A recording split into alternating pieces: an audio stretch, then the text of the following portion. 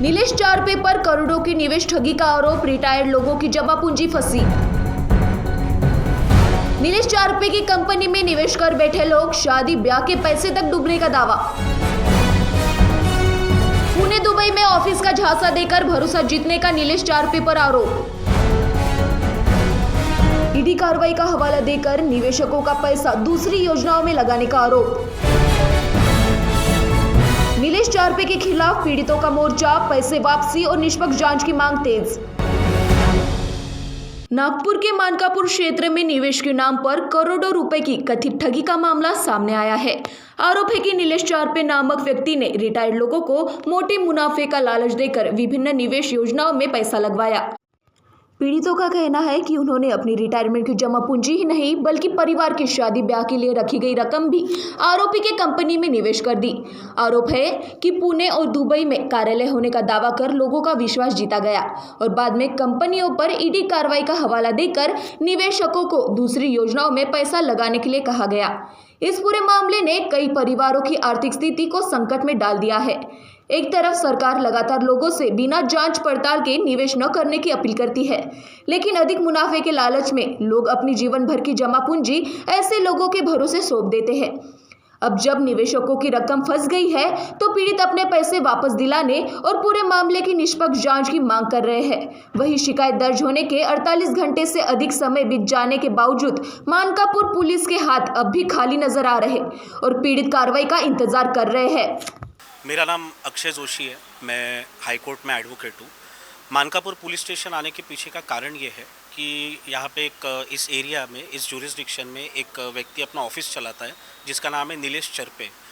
वो आदमी उसने बरोबर टारगेट किया रिटायर्ड लोगों को, और रिटायर्ड लोगों को टारगेट करने के बाद उन लोगों को उसने अपने ऑफिस में बुलाया, उन्हें अलग अलग स्कीम्स दिखाई कि दुबई में, पुणे में हमारे ऑफिसेस है, हमारा बड़े लेवल पे इन्वेस्टमेंट चलता है, बड़े बड़े उसके ऑफिसेस में बड़े बड़े एलईडी स्क्रीन्स लगे हुए हैं, और इन लोगों को कन्विंस किया कि आप लोग जो भी इन्वेस्टमेंट करोगे वो उस इन्वेस्टमेंट पे आपको 3% पर मंथ रिटर्न्स मिलेंगे।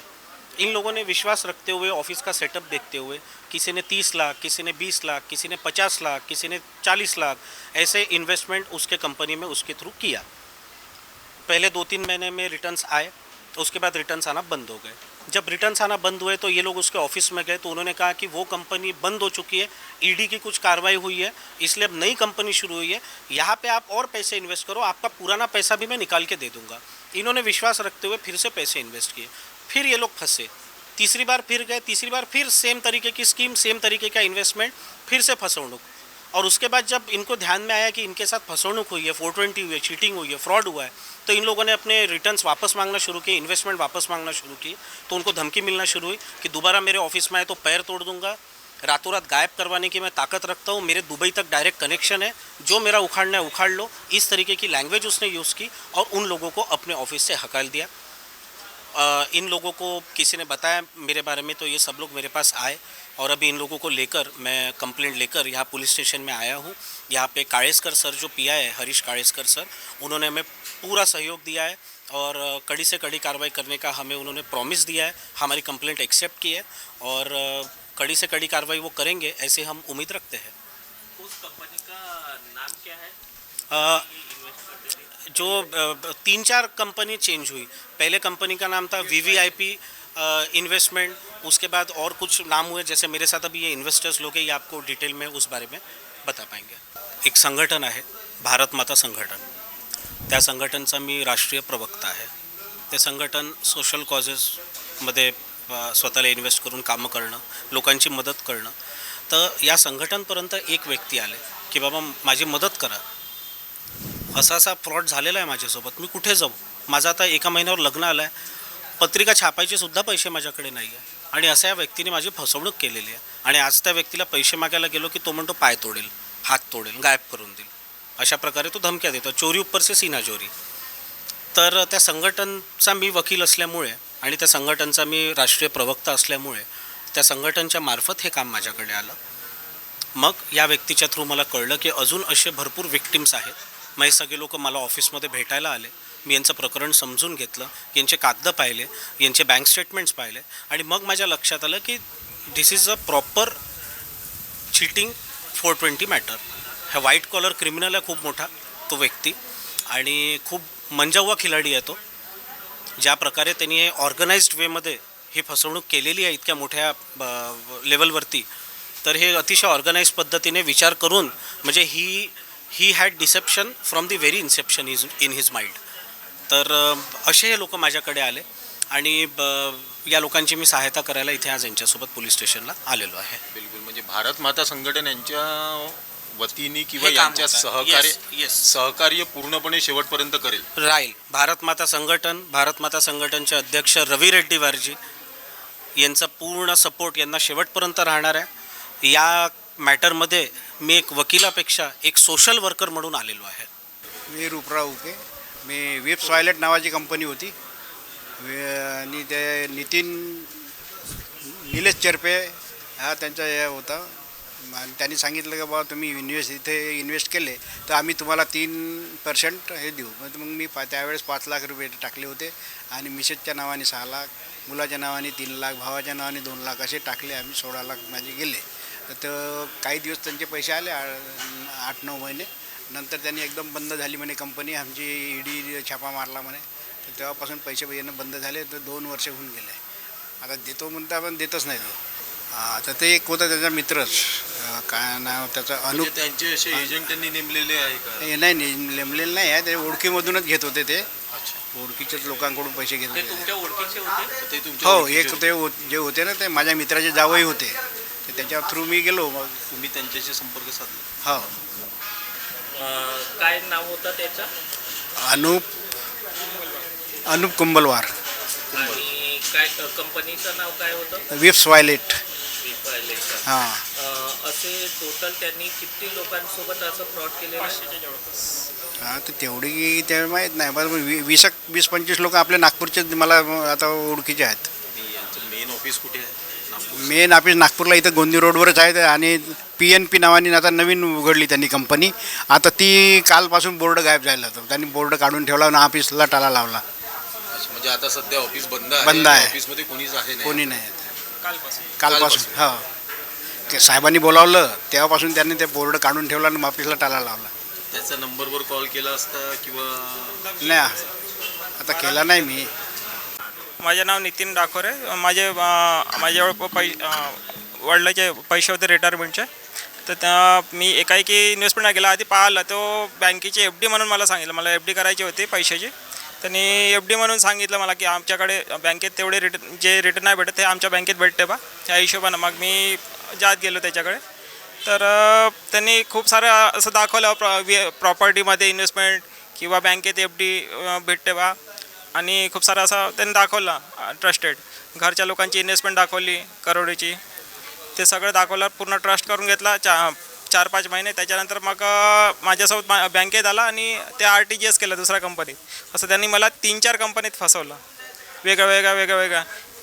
नेहमी तो धमकी दे सुरुवातीपासूनच. म्हणजे जसं त्याच्या अकाउंटमध्ये पैसे गेले की तो त्याचे म्हणजे ते जेव्हा रिटर्न मागायच्या वेळ येते तेव्हा ते बदलून जातात. मग की तुमचे पैसे असे ना 6 महिने तुम्ही काढू नाही शकत.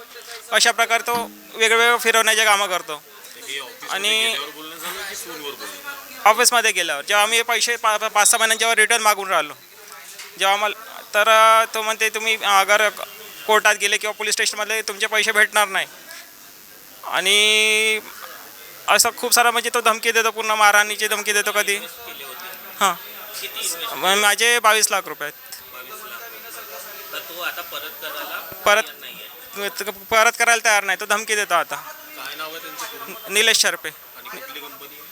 ते बाकी पुण्यातल्या कंपन्या तर वेगवेगळ्या कंपन्या आणत राहते. वेगवेगळ्या ठिकाणी वेगवेगळ्या कंपन्या आणत राहते. त्यांच्यापर्यंत कोणच्या मार्फत पोहोचले? एक प्लॉटचा एजंट होता माझ्या, कोणचा? राजकुमार गुप्ता म्हणून. त्यांनी त्या प्लॉटाचे पैसे मला भरायचे नागपूरच्याच.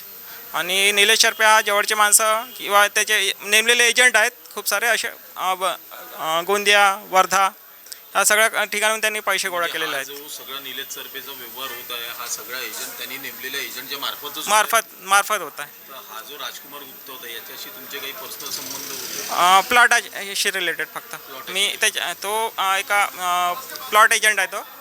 तर त्याच्याकडनं मी प्लॉट घेतले होते. ते प्लॉटाचे पैसे भरत होते. नेहमी मला ते वेगवेगळ्या स्कीम सांगत होता. त्याच्या थ्रू मग निलेश शर्पेसोबत ओळखी झाली. तर निलेश शर्पेने ते फ्रॉड केला माझ्यासोबत. असे जेव्हा तुम्ही वारंवार त्यांच्या ऑफिसमध्ये जाता तर तुमच्यासारखेच असे वारंवार खूप सारे लोक गेले आहेत. जेव्हा आम्ही जातो पैसे मागायला तो स्वतः मागे होतो ना, मग बायकोला समोर करतो आणि धमकी देतो मारा की तुमच्यावर केस करीन, असं करीन तसं करीन. टोटल तुमच्या अंदाजाने कितीचा फ्रॉड केला असेल त्याने सगळ्या लोकांसोबत? जवळपास हजारच्या जवळपास लोक आहेत. अगर वेगवेगळे जिल्हे पकडले तर MP साईडचे आपलं ते आमला म्हणून एक गाव आहे, तिकडले 100 लोक आहेत. नागपूरचे 100 लोक, वर्ध्याचे 100 लोक, असे पकडून 500-600 लोक होतात. त्याच्यात त्यांनी ग्रुप असा बनवला की आम्ही एकमेकाशी कॉन्टॅक्ट पण नाही करू शकत. तर मी इकडून तिकडून यांचे कॉन्टॅक्ट नंबर घेतले ना, मग एक ग्रुप मिळून आम्ही आता इथं जमा झालो. तो भेटू पण नाही देत. आता जवळपास एका व्यक्तीचे 10 लाख रुपये पकडले तर नागपुरातले 50 लोकही पकडून घ्या. त्या हिशोबाने ते कॅल्क्युलेशन केलं तर तेवढं होतं सर. माझे नाव अरविंद मेश्राम आहे. मी कलेक्टर ऑफिसला होतो, नायब तहसीलदार म्हणून सेवानिवृत्त झालो. आज 13 वर्ष झालेले आहे. मी निलेश चरपे यांचेपर्यंत हे आमचे मित्र श्री रूपराव उके यांच्यामार्फत तिथे पोहोचलो. त्यांनी मला सांगितलं की तुम्हाला 3% मंथली इंटरेस्ट मिळेल. तुम्ही जेवढे जास्त गुंतवाल तेवढे जास्त तुम्हाला मिळतील. त्यामुळे मी त्या लालसेपोटी त्यांच्याकडे पैसे गुंतवले. सुरुवातीला 5 लाख गुंतवले, नंतर 5 लाख गुंतवले. असे करता करता 31 लाख रुपये मी गुंतवले. 1 वर्षापर्यंत त्यांनी मला त्याचा बेनिफिट दिला आणि 1 वर्षापासून आता 2 वर्ष होत आहे. तर ते म्हणाले की काही इन्कम टॅक्सची रेट पडली, होऊ शकते ते इन्कम टॅक्स रिटर्न भरत नसतील. त्याच्यामुळे आता काय आहे त्यांचा घोळ त्यांना माहीत. निलेश चरपे यांनी आमची फसवणूक केलेली आहे असे मला सांगायचे आहे. मी चौकशी केली तर ते डॉक्टर म्हणून मी डॉक्टर आहे म्हणे, परंतु डॉक्टरी पेशा सोडून मी या इन्व्हेस्टमेंटबद्दल बराचसा अभ्यास केला म्हणे. त्यामुळे ही डुबू शकत नाही असे त्यांनी सांगितले. आणि माझे मित्र सोबत असल्यामुळे मी त्या लालसेपोटी फसल्या गेलो तिथे. Bureau report NTV 24.